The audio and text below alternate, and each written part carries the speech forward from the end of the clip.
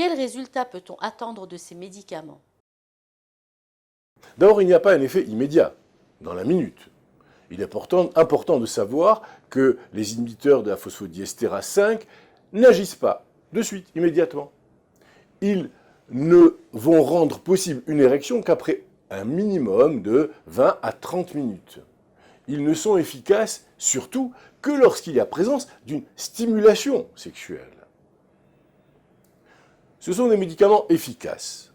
Ils sont même très efficaces, puisque on estime qu'un rapport sexuel peut être obtenu dans 75% des cas, voire plus.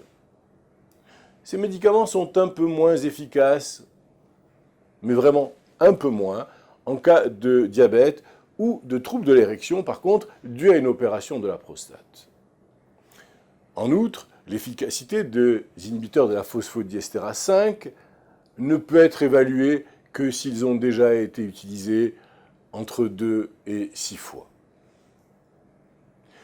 Les durées d'action, le sildenafil et les vartéine sont des produits ayant une action relativement courte. Leur effet se maintient pendant 4 à 5 heures. Le tadalafil, le Cialis, a une durée d'action nettement plus longue, jusqu'à 30-36 heures. Existe-t-il des contre-indications concernant l'usage de ces médicaments? Alors, on a beaucoup parlé du risque d'infarctus du myocarde.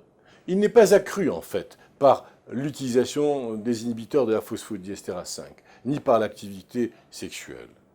De nombreuses études ont été faites.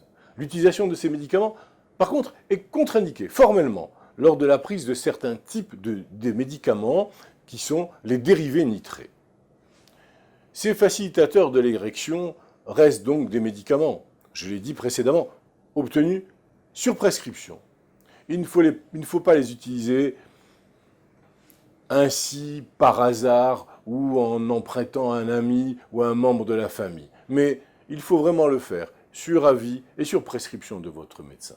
Et puis une recommandation importante, n'achetez jamais ces produits sur Internet en vente libre car vous ne savez pas qu'est-ce qu'on peut vous proposer.